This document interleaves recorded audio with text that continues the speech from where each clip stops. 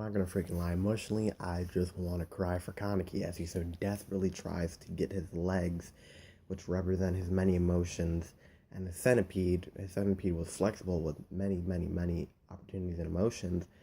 Now it's just reduced. He was reduced to two legs, and now he's reduced to zero. Ultimately, pretty much none. What shall you do is the question that Arima asks him again. As Chibi says in his review, ghouls are lower than insects in the food chain. I'd like to touch base at this. Ghouls are like insects in this anime and manga, and the insects are the ghouls.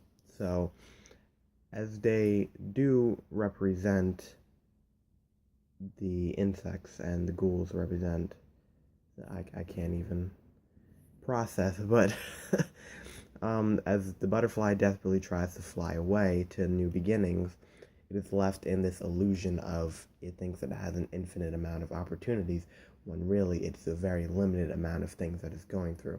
Hence the illusion. Its ghouls have this illusion that they think they have a chance in society in terms of a life and a species, and the butterfly will never take off because Arima is ultimately like the birdcage. He makes, or investigators ultimately like the birdcage, they makes ghoul seeds to exist. Arima is the soul. To understand Arima, we must understand his meaning. Arima, Grim Reaper, they all mean soul, or God is like a character that possesses a soul being, which is hence the Grim and the Reaper. Soul, the spiritual or immaterial part of a human being or animal regarding as immortal. Okay, so this is where he gets his Grim Reaper or his godlike phase from, where he pretty much can take down anything because Arima is ultimately immortal. I would even throw out the theory that he could be the one-eyed ghoul. Now I know that raised a lot of questioning, but there could be a lot of hints to it. The one-eyed ghoul is supposed to be seen as someone who cannot be taken down or someone who cannot be messed with. That's why we originally thought it was Eto. And if Eto commented on something like this chapter instead of staying quiet, I feel like he possibly could be the one-eyed ghoul because she did want someone to take care of him. So I ultimately don't know if he is the one-eyed ghoul. Just throwing some speculation out there. Arima is an orthography moving average model.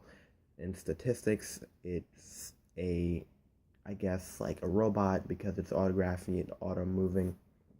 It's a model. That's why everyone sees him as moral excellence in this show, because he's just a model for what investigators should be. But I think that's all I have for this chapter. This video was about 14 minutes, so I hope you enjoyed it. It was my analysis and my 2 cents on this chapter for 74. I haven't done a big video like this ever, I don't think, for Tokyo Ghoul, so I hope you enjoyed. Big shout out to Chibi. He got the ball rolling for me in terms of ideas, and I really hope that he doesn't mind me linking him in the description and using him in the beginning for the intro for my rebuttal for this. So I hope you all enjoyed. Love you all so much. And Frosted Face out. Peace.